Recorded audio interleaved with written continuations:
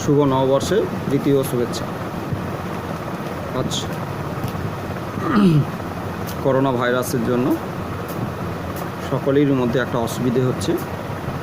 আমরা যেহেতু স্কুলে থাকতে পারছি না এবং সকল ছেলে বা সকল ছাত্রকে আমরা দেখতেও পাচ্ছি না, না দেখা সত্ত্বেও তাদের চোখের সামনে, আমাদের চোখের সামনে ফুটে উঠছে সেই চেনা শোনা মুখগুলো। তবুও এই ভাইরাসের জন্য সকলেই বাড়িতে থাকুন আর ভালো থাকুন। আর তোমাদের জন্য আজ আমার নবম শ্রেণীর কবিতা আবহমান। নিশ্চয়ই অন্যান্য স্যার তোমাদের অন্যান্য বিষয় নিয়ে আলোচনা করেছে, আমি আজ একটা কবিতা নিয়ে আলোচনা করছি। তোমরা একটু মন দিয়ে দেখবে বা শুনবে। কবিতাটার নাম হলো আবহমান, কবি নীরেন্দ্রনাথ চক্রবর্তী। এই প্রথম আমি তোমাদের সামনে নবম শ্রেণীর কবিতা তুলছি। এর আগে পর্যন্ত আমি নবম শ্রেণীর কোনো কিছু ভিডিও রেফারেন্স করিনি। আমি অন্যান্য ক্লাসের করেছি, কিন্তু তোমাদেরটাই একটু বাকি ছিল, তাই আজ তোমাদের সামনে নবম শ্রেণী পাঠ্য নিয়ে শুরু করলাম। যেহেতু নীরেন্দ্রনাথ চক্রবর্তী, তার কবিতার নাম হলো আবহমান, তাই আমরা আগেই জানব যে কবির পরিচিতিটা, কবিকে, এর সম্বন্ধে কবি জীবনী সম্পর্কে আমরা একটু আলোচনা করব।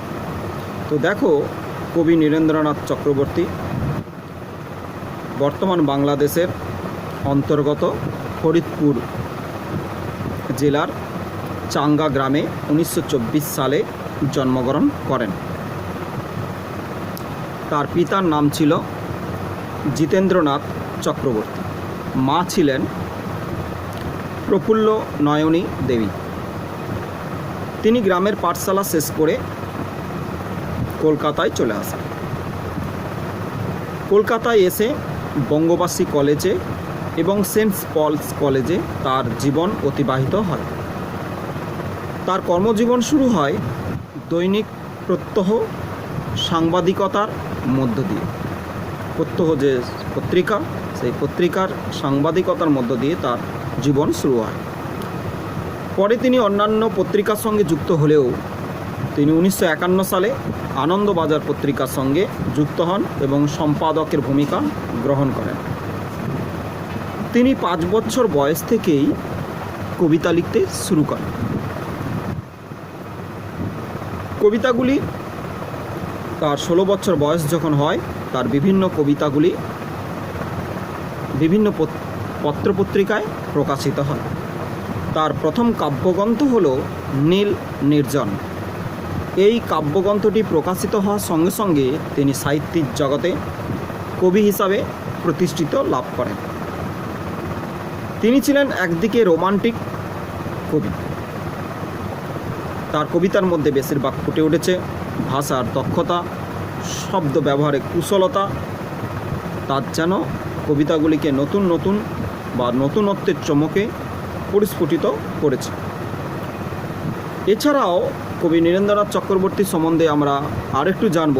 তিনি ছিলেন সমাজ চেতন বা চেতনা এবং ইতিহাস চেতনা তার কবিতার মধ্যে বেশিরভাগ প্রকাশিত হয়েছে। তো আমাদের এই নীরেন্দ্রনাথ চক্রবর্তী আরও কবিতা বা কাব্যগ্রন্থগুলো হলো, তার উল্লেখযোগ্য কাব্যগ্রন্থ হলো নীল নির্জন, অন্ধকার বারান্দা, কলকাতার যিশু, উলঙ্গ রাজা,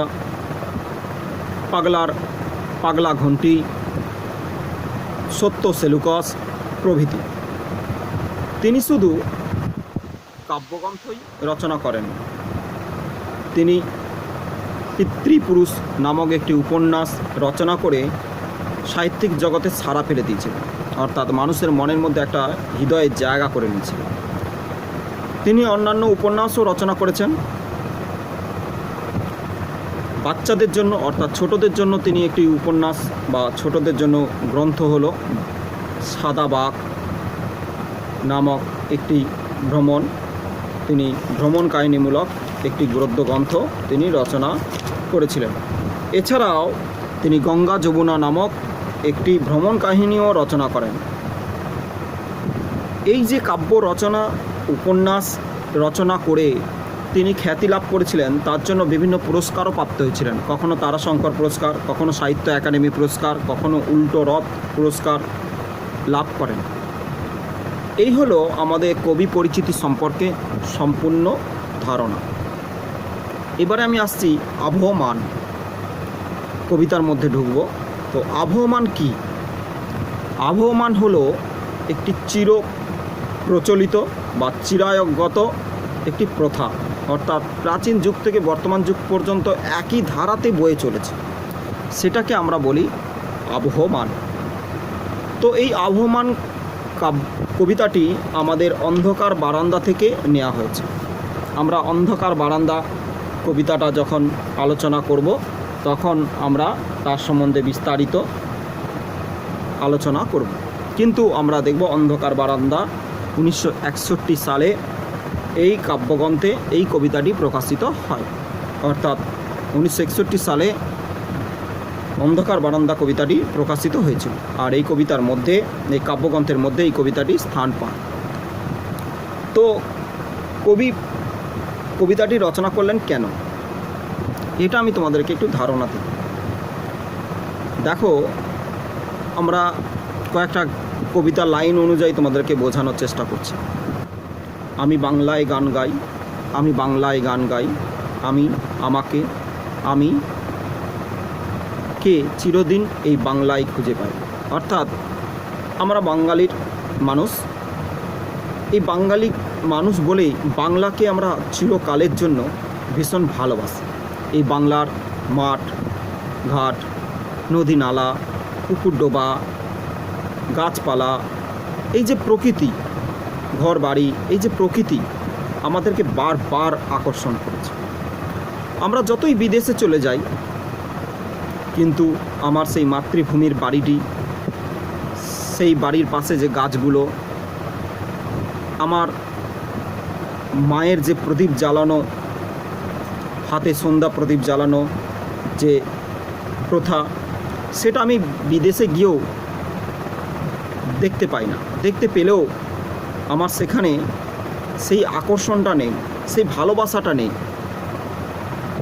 তাই কবি বারবার এই কবিতায় বলেছেন যে বাংলার এক নিসর্গ সৌন্দর্যে প্রকৃতির কথা বলেছেন।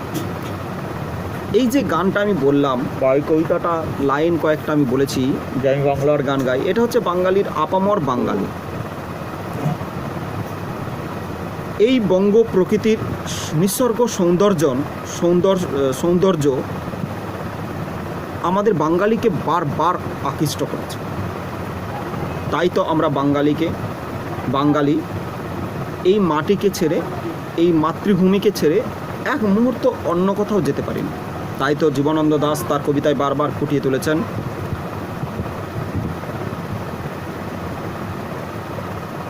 আমি বাংলার মুখ দেখিয়াছি, আমি আর পৃথিবীর রূপ খুঁজিতে চাই না আর। কখনো তিনি আবার রূপসী বাংলা কাব্যগ্রন্থের বলেছেন, আসিব আবার ফিরে এই ধানসিঁড়িটির তীরে এই বাংলায়। অর্থাৎ তিনি বাংলার পল্লী প্রকৃতির যে একটা নিবিড় সৌন্দর্য, প্রকৃতির মধ্যে যে একটা স্নিগ্ধ ভালোবাসা, মায়া মমতা, শান্ত শীতল স্নিগ্ধ বাতাস, এই বাঙালি মনকে বারবার আঁকড়ে পিষ্টে ধরে রয়েছে। যেন মাকে ছেড়ে যেমন সন্তান বেঁচে থাকতে পারে না, ঠিক সেই রকমভাবে আমরা বাঙালিরা এই মাটিকে ছেড়ে কখনো আমরা দূরে চলে যেতে পারি না।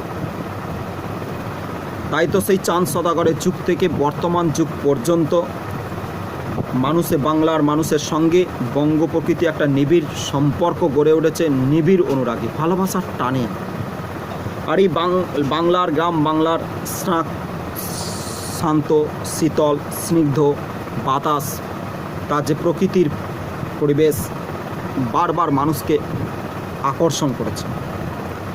আমি বিদেশে চলে গেলেও আমার হাতে আমার যে মায়ের প্রদীপ জ্বালানো দৃশ্যগুলো, সেগুলো আমি ভুলতে পারি না, বারবার আকর্ষণ করে আমার বাংলাকে।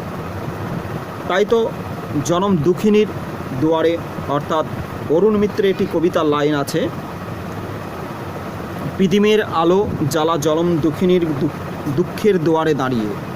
পিদিমের আলো মানে প্রদীপের আলো, সেটাকে আমি জ্বালিয়ে দুঃখের দুয়ারে, জনম দুঃখিনী মানে মা খুবই দুঃখের জন্য, ছেলের জন্য কষ্ট করছেন, কিন্তু ছেলে নেই, ছেলের জন্য প্রার্থনা করছেন, সেই প্রদীপ জ্বালিয়ে ঈশ্বরের কাছে প্রার্থনা করছেন আমার সন্তান যেন ভালো সুখে শান্তিতে থাকে। এই জনম দুঃখিনীর দুয়ারে বারবার প্রদীপের আলো তিনি দেখেছেন, আর সেই দৃশ্য দেখে কবি নিজেকে ঠিক রাখতে পারছেন না, তাই তো বারবার ফিরে আসছেন তার কবিতার মধ্য দিয়ে।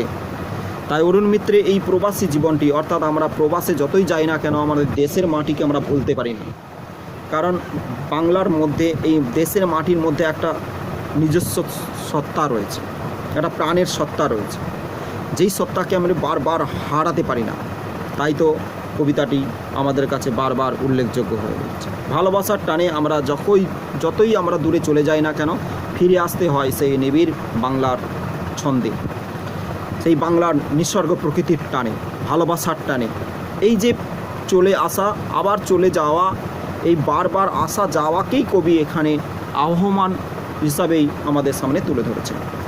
তাই এই জন্যই একজন প্রবাসী মানুষ বিদেশে গিয়ে, অর্থাৎ আমরা দেশের মানুষ গ্রামের জন্মগ্রহণ করেছি, করে আমরা সেখানে বসবাস করার জন্য অর্থের টানে আমরা যদি বিদেশে চলে যাই, বিদেশে গিয়েও সেই অর্থ উপার্জন করতে আমরা পারি না, বলা ভুল হলো, অর্থ উপার্জন করতে পারি, কিন্তু আমাদের মনের মধ্যে সেই ভালোবাসাটা থাকে না।